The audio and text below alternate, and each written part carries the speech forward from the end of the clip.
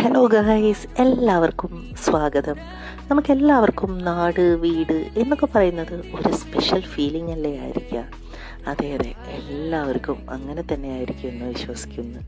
അതെ, നമ്മൾ നാട്ടിലെത്തുമ്പോൾ നമുക്ക് കിട്ടുന്ന ഒരു സ്പെഷ്യൽ കെയറിങ്ങും ലവിങ്ങും ഇതെല്ലാം അടിപൊളിയല്ലേ.